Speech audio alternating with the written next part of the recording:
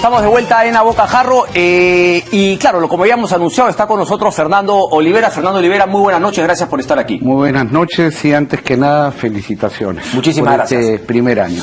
Fernando Olivera, a ver, declaraciones fuertes. Usted estuvo de viaje en los últimos días, ¿no? Del año, inicios también de este año 2017. Primero, declaraciones de Jorge del Castillo, que tenía que ser usted investigado, que la Fiscalía le tendría que hacer una investigación por haber favorecido a Odebrecht. Y el día domingo también un reportaje en el programa Panorama, en el cual se ve incluso un video, ¿no? Un audio en el cual aparece efectivamente diciendo, claro, no sé si es cómo ha sido el tema de la edición o no, porque tengo entendido que usted hoy también temprano dijo que eso había sido manipulado, pero en el cual se nota que, como se estaría diciendo, que efectivamente usted ayudó. ¿Qué hubiese sido de ese proyecto sin su ayuda, sin su intermediación, para que haya podido salir adelante? ¿Qué tiene que decir Fernando Olivera? La técnica del sistema de corrupción es desprestigiar, demoler, ridiculizar a quienes denuncian la corrupción. Y esta metodología la han estado aplicando justamente en estas semanas. Veamos quiénes son los que denuncian. Denuncia el abogado de la corrupción, el que impedía levantar el secreto bancario en Gran Caimán, el que fue destituido por el caso de los Petroaudios luego de que tenía citas en el Hotel Country siendo presidente del Consejo de Ministros para el faenón de esos contratos petroleros que le dieron a Fortunato Canán y que al final quedaron todos impunes por esa justicia que anuló como prueba los Petroaudios y poco más y los condecoran. Y además a quienes están involucrados justamente en estos casos de Odebrecht. Denuncia, ¿qué otro? El otro canal, cuyo propietario pues está fugado del país. Sí, ok, pero, que le encontramos. Entonces, pero yo creo que Rosana Cueva tiene claramente una posición autónoma de buen periodismo. ¿Por qué ella lo habría hecho? Sí, y efectivamente ese audio existe. Y yo le he apoyado, por ejemplo, en las denuncias sobre los fondos del CIN. Pero hay una clara intencionalidad en donde se manipulan y se presenta, por ejemplo, ese video como que fuera un video secreto. Y eso fue una conferencia de prensa que yo di. Bueno, eso también queda claro. El 13 de agosto del 2005, en donde rompía el pacto de gobernabilidad y moralidad que teníamos con el gobierno y retiramos a todos nuestros funcionarios de la gestión gubernamental.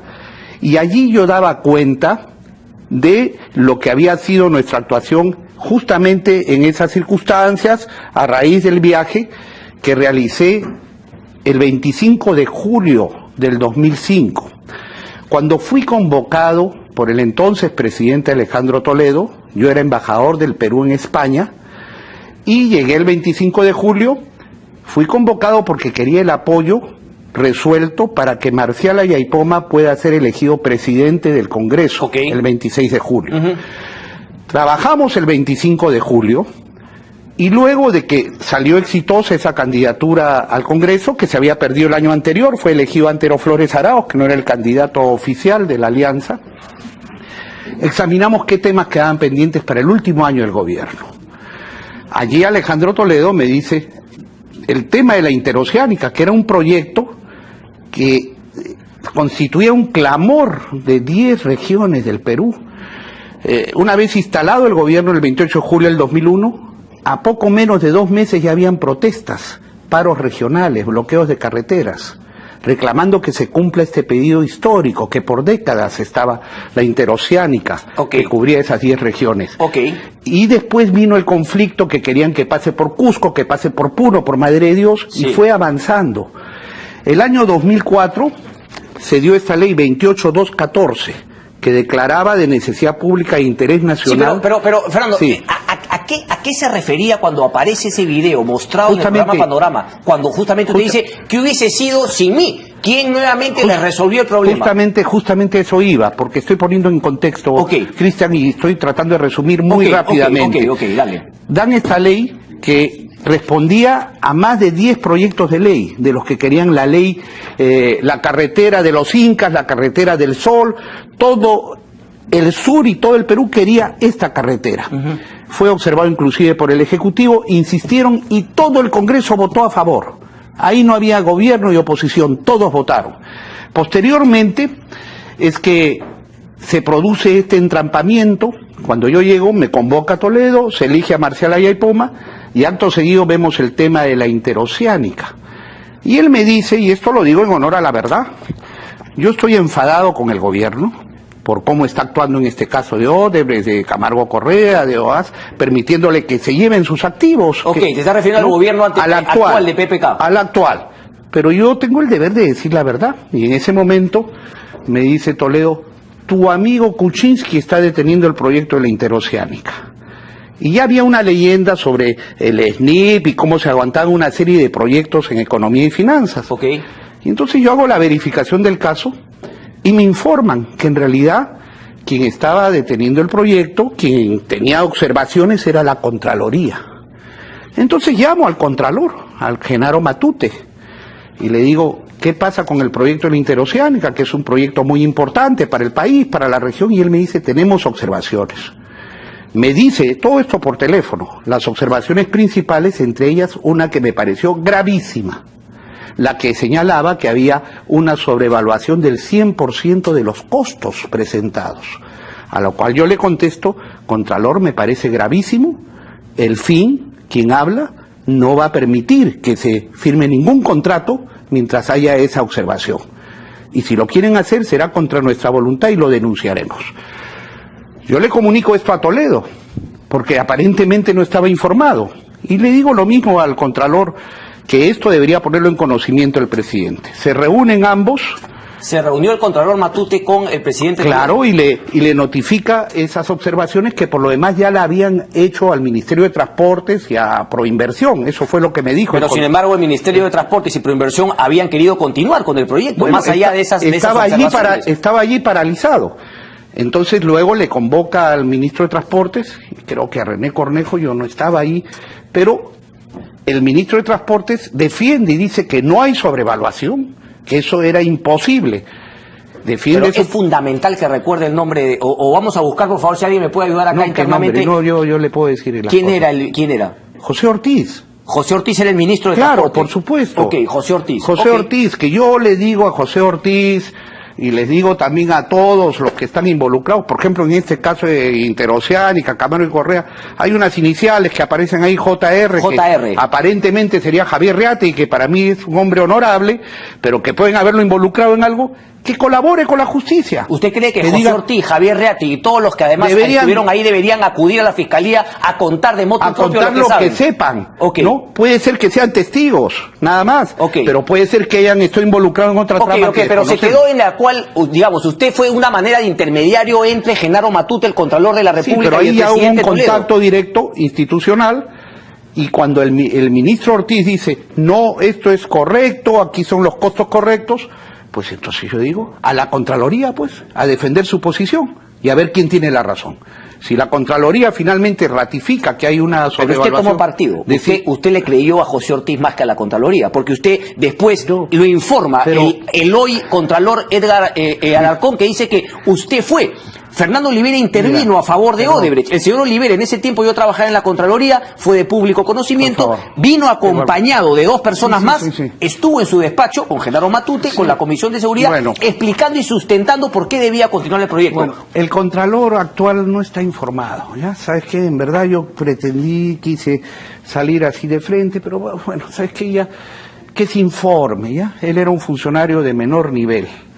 ¿Y qué sucedió? Felizmente todo está registrado. Te acabo de alcanzar el acta de la Comisión de Fiscalización del martes 23 de agosto del 2005. Sí. A eso vamos a llegar. Pero te digo, entonces, se va el 27 de julio del 2005 a la Contraloría. Yo voy con René Cornejo de Proinversión y con el ministro José Ortiz. Esas son las otras dos personas que dice... Y le digo, por supuesto, el ministro de Transportes y el director de Proinversión. Y le digo al Contralor lo mismo. Esta es una obra muy importante para la región, etcétera, pero mientras haya una observación tan grave como la que usted está haciendo, no se va a firmar el contrato. Lo mismo ratifica el ministro de Transportes. Y entonces, ¿qué hacen? El ministro de Transportes, el director de Proinversión, René Cornejo, con Genaro Matute y su equipo, se van a trabajar durante el día. Yo ya no participo allí. Trabajan 10, 12 horas, trabajan equipos técnicos durante prácticamente todo el día, y si usted ve qué cosa había pasado.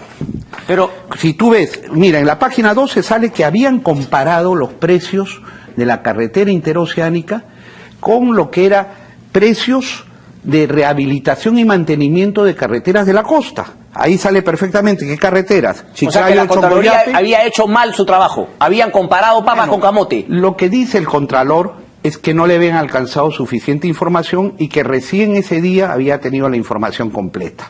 Y efectivamente, habían comparado papas con camote. Chiclayo, Chongoyape, rehabilitación y mejoramiento. Rehabilitación y mejoramiento de Tingo María, Catac, Chavín, San Marcos, rehabilitación y mantenimiento. Lo que usted me está informando es algo que se vio en la Comisión de Fiscalización del Congreso. Claro. Quiere decir que todo el Congreso de la República y la Comisión de Fiscalización estuvo a favor de sacar el proyecto adelante y no hizo caso de la Contraloría. No, pero es que terminemos. Un momentito, Cristian. Porque, ¿qué pasó? Yo convoco esa conferencia de prensa, que es el 14 de agosto del 2005, rompo con el gobierno y acto seguido la Comisión de Fiscalización que controlaba el APRA bajo la presidencia de Javier Velázquez, con Mauricio Mulder, con el otro que estuvo preso, ¿cómo se llama? El que fue ministro... Aurelio Pastor. Aurelio Pastor, con Judith de la Mata, con una serie de personajes. ¿Qué pasó con ellos? Participan para querer destrozarme, o sea, convocan al Contralor General de la República Matute por el tema interoceánica, pero para atacar a Olivera, y ahí lo tienes. Pero ahí el Contralor señala que efectivamente con la información dada habían concluido que los precios eran razonables, porque retirando las obras de arte de una carretera que cruzaba cordillera, selva y llegaba a la costa, eran precios razonables por debajo de los llamados costos Pero eso históricos. lo habrá dicho en la Comisión de Fiscalización, pero él nunca levantó las observaciones que había presentado la Contraloría. Es decir, oficialmente la Contraloría siempre mantuvo esas observaciones. Dio un informe técnico que fue luego suscrito, avalado, donde decía que eran precios razonables. Fue suscrito por la subcontralora para dar una instancia de apelación. ¿Por qué no levanta las observaciones formalmente? Porque una cosa es el control previo y otra cosa es el control posterior. En el intermedio, uno hace las correcciones que cree conveniente y finalmente se levantan en el control posterior. ¿Por qué entonces Edgar Alarcón habría salido a brindar estas declaraciones en el diario La República? Porque, bueno, pues yo no sé. Le voy a decir una cosa. Dígamela, por Quisiera favor. terminar primero con esto. Edgar Alarcón no sabe lo que dice. Y ahí está la palabra del Contralor Genaro Matute, el 25 de agosto en la Comisión de Fiscalización. Y si ves la página 43, si ves, Cristian, en la página 43 se habla específicamente de Fernando Olivera porque había 50 preguntas que qué hacía, ¿no? Y entonces el Contralor Matute, página 43, dice, evidentemente yo creo que la carretera atrae el interés y la preocupación de todos los líderes políticos del país. En ese sentido, para nosotros, y sobre todo por el mismo hecho de que el señor Olivera vino con quienes estaban trabajando el tema, significa que él estaba trabajando con ellos y estaba preocupado directamente con el tema. Y eso, él en ningún momento, y eso sí yo lo puedo plantear claramente, hizo ninguna presión, ni mucho menos. Al contrario, él estaba muy abierto y preocupado para ver cuál era el resultado. Más claro, ni el agua. Más adelante señala que inclusive él había ido a hablar con Alan García a pedido del Castillo y la célula parlamentaria aprista, y que estaba dispuesto a ir a hablar con Lourdes Flores a informar. Y ahí sustenta técnicamente por qué dio ese veredicto. Ahora... Pero nuevamente, me ha contextualizado. Ahora yo quiero que usted me diga... Aquí había algo está muy clarísimo, específico. pero está claro, pero las declaraciones que brinden en esa conferencia de prensa, porque usted ha dicho en la mañana que han sido sacadas de contexto. Sí. ¿Por qué? Porque ¿a qué se refería cuando dijo y a quién van a depender? Porque usted sí... Porque lo que sacan de contexto y lo que no incluyen, con dolo, con alevosía, es justamente la parte donde el Contralor explica que no hubo presión, sino que era una preocupación. Porque es que no había sobrevaluación. ¿Ah? Y entonces lo que presentan, hay sobrevaluación y en consecuencia... ¿Lo llamaron de Panorama? Levantó, no me llamaron de Panorama. ¿No ha buscado usted hablar con ellos? No todavía, pero le voy a decir algo. Yo estoy vetado en el Canal 5. toda la campaña electoral y me lo han dicho directamente, no me hacían ninguna entrevista. Le quiero hacer una pregunta ahora, me va quedando claro ese tema, pero yo le quiero hacer una pregunta, porque en el informe del Departamento de Justicia norteamericano se habla de que ni siquiera fue Odebrecht quien planteó la coima, el soborno, sino que fue algún intermediario del gobierno que fue a ellos a buscarlos. ¿Tiene una idea de quiénes podrían ser estas personas? Y si usted está convencido que el señor Toledo recibió una coima, un soborno de estas empresas. Mire, yo le tengo que decir que por toda la información que viene apareciendo y por el silencio que está teniendo Toledo en no dar este tipo de explicaciones, todo parece indicar que aquí hay una responsabilidad establecida que concordaría con el tema de Coteva, ¿no? En donde inicialmente se dio una mentirosa explicación que eran fondos de reparaciones de los nazis y finalmente apareció Meitman y compañía diciendo que habían nombrado como administradora de inversiones a la suegra de 85 años del señor Toledo. Y ahora aparecen las transferencias de Camargo Correa a una cuenta de Meitman que tiene que hacer. Así que aquí realmente yo por eso insisto, ahí aparecen unas siglas, JR, Javier Reategui. Yo presumo que podrían haber sido inclusive aportes para la campaña electoral, porque esta gente lo que hacía era invertir, entre comillas, entre los principales candidatos. ¿Para la campaña del 2001? Para las campañas, no sé, del 2011 o... ¿Cuándo fue una campaña que él hizo? El 2011. Sí, la del 2011. El 2011, recuérdese que hay la confesión de este Barata a quien se le ha permitido fugarse del país. Está en Brasil. Aquí no hay ni un solo detenido, ni un solo impedimento de salir del país. Recién están poniendo restricciones a Ollanta Humala, a Nadine Heredia. No hay ni un solo embargo, no hay ni sola incautación de documentos. Hay un acuerdo secreto. Pero nunca vio algo con la sospechoso Fiscalía de Toledo, Joseph Meitman acercándose a estas empresas, porque la fotografía, y entiendo que usted también la ha traído, es un poco sugerente, por decirlo de alguna manera. Alejandro Toledo, usted atrás, Barata firmando, el señor Graña también. Oiga, Cristian, ese es un acto protocolar, estaba el presidente del Congreso, una serie de invitados, yo estaba ahí participando como invitado, y eso no dice más allá de lo que en ese momento quién iba a sospechar.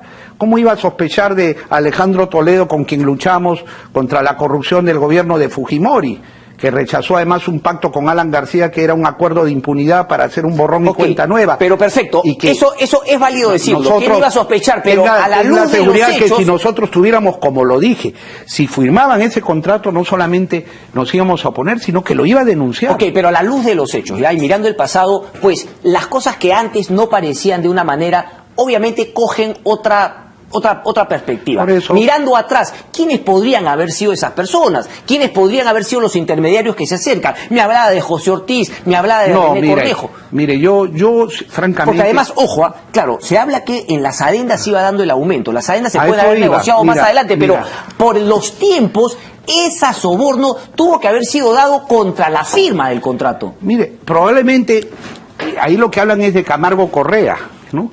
Pero también ha estado Odebrecht, o sea, pueden haber habido sobornos de unos y de otros. Sí, lo más probable es que se estaban consorciados. Y además acá hay muchísimo, y has hablado de adendas, no quiero dejar pasar el tema. Mira, yo me doy el trabajo de sacar todas las adendas, tramo 2, tramo 3, tramo 4. Se está hablando siempre de la interoceánica 22 sur. Adendas en la interoceánica, de las cuales cerca de 16, 17 han sido firmadas en el gobierno aprista, que ha ejecutado el proyecto.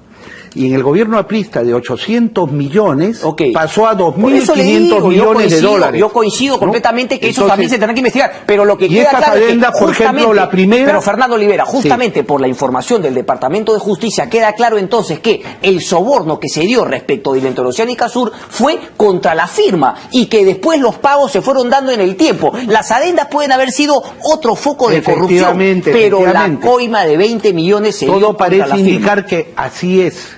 ¿Ya? Pero justamente yo conversaba ahora, y en nuestra posición, la justicia brasilera hace un nivel de identificación, la justicia americana también. Pero ¿qué va a pasar? Aquí nos van a dar los nombres y las cuentas de los que para mí son los testaferros, los que luego terminan transfiriendo... Meitman sería un testaferro con todo el dinero. ¿Por qué se habría prestado Meitman con, se supone, la fortuna que tenía en ese momento? En ese momento sus negocios estaban en un pico. Pues yo realmente...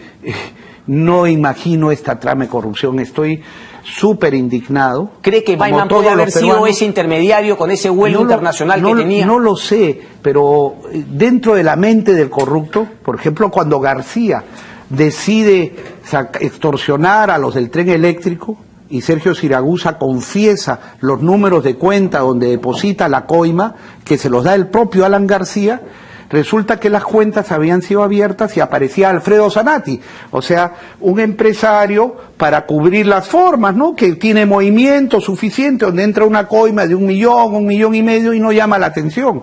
Entonces, ese tipo de relaciones amicales, entre comillas, es para justamente hacer un lavado de dinero. Pero mire, yo le podría preguntar, porque justo ahorita me hubiese provocado picarlo y decirle quiénes podrían ser los Zanattis, ¿no?, del segundo gobierno de Alan García Pérez. Pero yo también le tengo que preguntar quiénes pueden haber sido los Zanattis de Alejandro Toledo en un gobierno del cual usted estaba allá adentro. Y sin embargo, esa respuesta no me la da. No, vamos a ver, Maiman está colocado ahí en la línea de mira, está muy claro, está señalado. Y hay que deslindar responsabilidades. Yo fui ministro de Justicia hasta el 2002, en noviembre del 2002 fui a la Embajada del Perú en España. Y luego, el 2005, en esa conferencia de prensa, rompimos con el gobierno. Y luego viene esta ley, la 28760, en donde en 24 horas aprueban un proyecto de ley en donde le dan carta libre a Olmos, a la línea 1 del metro de Lima, y tratan de arreglar las cosas que pudieran estar con algún vacío de interpretación respecto a la interoceánica. Y ahí votaron todos en la comisión permanente. ¿Así las cosas se arrepiente de haber hecho este apoyo, de haber, digamos, intermediado para que este proyecto salga adelante? ¿O cree que finalmente los temas de corrupción son independientemente de que el proyecto haya salido? Yo primero he actuado de buena fe y contribuyendo a solucionar un problema social de justicia con todo el sur del Perú. La interoceánica es una demanda justa de décadas de todos los pueblos del sur del Perú. En segundo lugar, la posición que tuve era la correcta, de respaldar la posición de la Contraloría y de esclarecer que realmente allí no habían sobrecostos. Pero usted conocía a Jorge Barata, usted se ha reunido con él, nunca lo ha conocido, nunca, más allá de ese acto protocolar en el cual... Yo he estado ahí, inclusive, como invitado, usted ve en una segunda fila, yo no he tratado jamás con Jorge Barata, ni con Odebrecht, así de claro.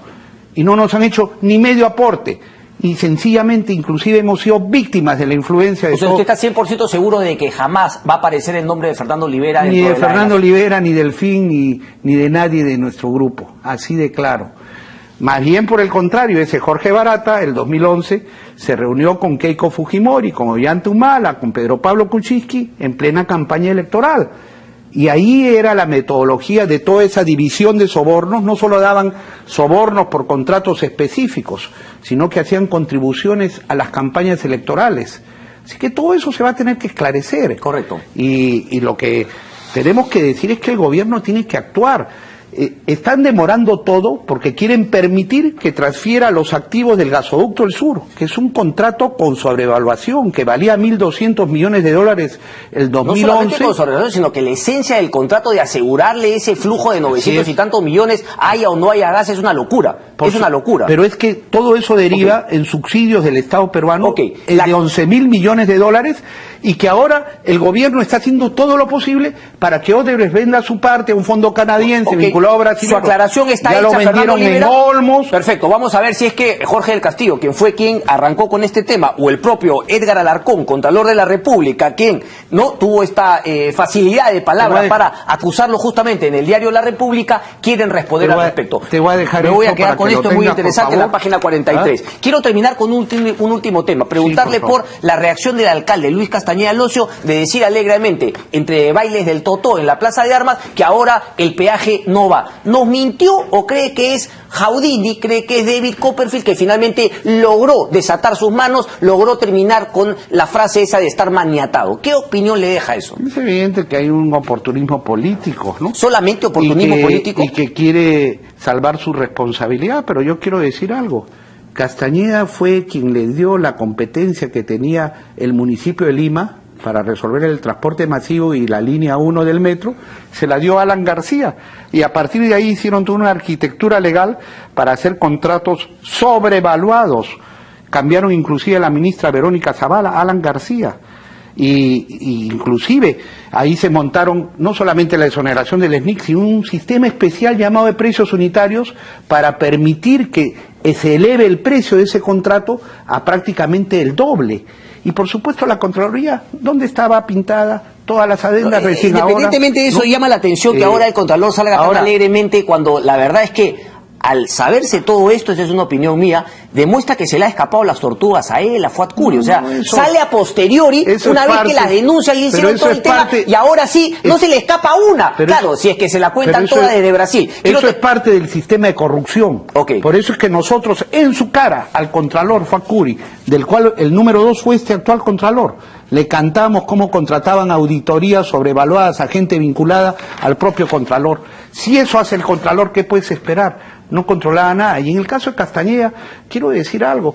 Ayer inclusive a jóvenes que estaban protestando allí en la Plaza de Armas, por el solo hecho de dar unos globos con una inscripción, se les detiene, se persigue a la gente que protesta por este peaje, que es un robo para financiar la corrupción, y que tiene mucho que aclararse esto de las rutas de Lima, donde apareció este Fabre, el asesor brasilero costosísimo, que forma parte de todo este esquema de Odebrecht y de las empresas de la corrupción. Sí, claro, y que también asesoró a Susana Villarán, o sea, donde volteemos. Eso va a salir. Yo tengo información que forma parte, que ya está incluida dentro de la información que tiene Brasil, y realmente aquí se está permitiendo que se fugue la gente. Y no estamos haciendo en conjunto como país, la Fiscalía de Acuerdos Secretos. ¿Qué hizo la Fiscalía de Brasil? De eso justamente vamos a hablar con ¿Qué hizo la Fiscalía en Brasil? Lo metió preso a Marcelo Odebrecht. No solamente lo metió preso, porque esa de la prisión preventiva lo sentenció y a partir de ahí empezó a cantar. Fernando Olivera, un placer. Muchas gracias, Cristian. Gracias a usted. Y una cosita. A ver, tenemos que ir. La última. Yo creo que se debe suspender el gasto indebido en los Juegos Panamericanos. ¿Ah, caray? Así de claro, así de simple. Basta de despilfarros. Ya se ganó un ticket ya para venir la próxima semana. Basta de despilfarros. Hay que invertir en nuestra juventud, en nuestros deportistas y dejar de lado. O sea, no lo convenció Arturo Guzmán ayer. Parece que no. Pausa y venimos.